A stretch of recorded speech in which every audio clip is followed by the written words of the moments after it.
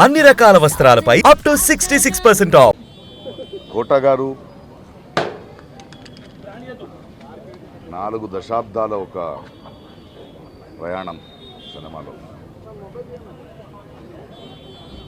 నేను తెలుగు ఇండస్ట్రీకి వచ్చే ముందు బెంగళూరు నుంచి ఆయన సినిమాలు చూసేవాడిని.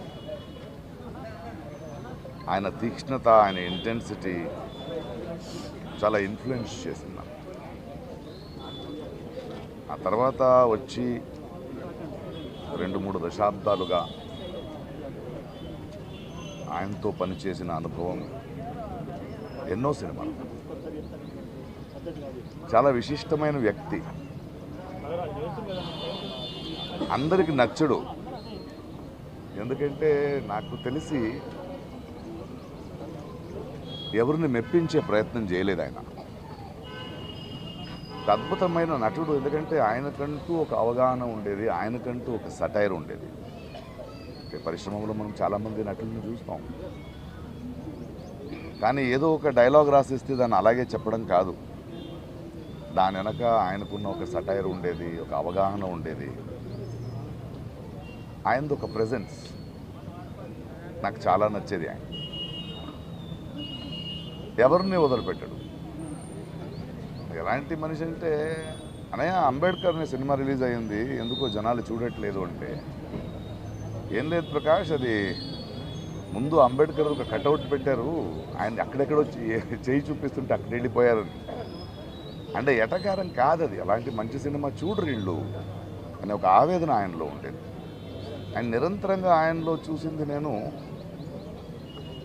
తెలుగు భాష, తెలుగు నటీనటులు, తెలుగు ప్రతిభలకి అంత పెద్ద ఎత్తున ఛాన్స్ దొరకట్లేదు. కొందరికి అది కుళ్ళు అనిపించేది, బట్ ఆయన ఆవేదన చాలా నిజమైందని నాకు అనిపించేది. ఒకసారి ఎవరో అడిగారు, ప్రకాష్ రాజ్ గారు పరభాష నటుడు కాదంటే, కాదండి, బట్ ఆయన తెలుగు నేర్చుకున్నాడు కదా, మనోడు అయిపోయాడు కదా అని. ఆయనకు అది ఒకటి ఉండేది. ఎందుకంటే నా భాషని తప్పుగా ఎవరో పలకిస్తారు, అనవసరంగా మన అవకాశాలను తీసుకెళ్ళిపోతారు అనేది చాలా నచ్చింది ఆయనది. సెటర్లు నా మీద కూడా వేసేవాడు ఆయన. నేను చాలా హ్యాపీగా దాన్ని తీసుకునేవాడిని. ఎందుకంటే ఆ పెద్దరికం, ఎవరి గురించి అయినా ముక్కుసూటిగా కమెంట్ మాడొచ్చును చేసే చనువు ఆయనకి సంపాదించుకున్న వ్యక్తి. పోయిన సంవత్సరం షూటింగ్లో నేను, ఆలీ, బ్రహ్మానందము, బ్రహ్మాజీ మనమందరూ ఉన్నప్పుడు నాకెందుకో ఆయన చాలా గుర్తొచ్చి, ఎక్కడా కోటగారు అన్న. లేదు, ఈ మధ్య ఆయనకు ఒంట్లో బాగాలేదు, కొన్ని రోజులు సినిమా చేయట్లేదంటే నేను ఫోన్ చేశాను. ఏం చేస్తున్నాం? ప్రకాష్ చెప్పు. అలా కాదు, ఒంట్లో బాగాలేదన్నారు, షూటింగ్ లేదన్నారు, ఇంట్లో ఏం చేస్తున్నారు, బండి పంపిస్తాను రండి అన్న. నేను ప్రొడక్షన్ నుంచి బండి పంపించాను, ఆయన వచ్చారు.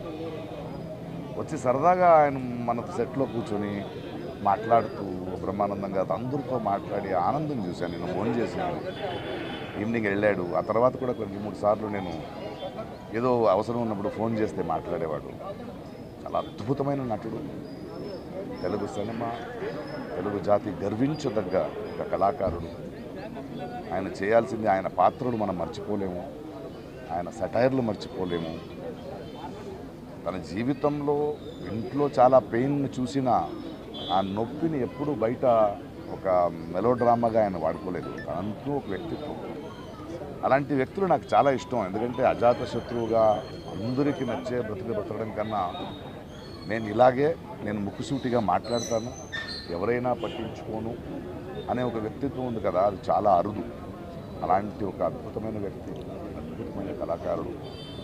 Will going to miss him. But ఆయన మన తెలుగు పరిశ్రమకి, ప్రేక్షకులకి ఇచ్చిన అద్భుతమైన పాత్రలు, ఆ మూలంగా ఆయన చేసిన పనులు, ఆయన చెప్పిన కథలు ఎప్పుడూ గుర్తుంటాయి. Thank you Kota garu for everything. We love you, we miss you. Thanks. Suman టీవీలో మీ పర్సనల్ అండ్ బిజినెస్ ప్రమోషన్స్ కోసం కింది నెంబర్కి కాంటాక్ట్ చేయండి.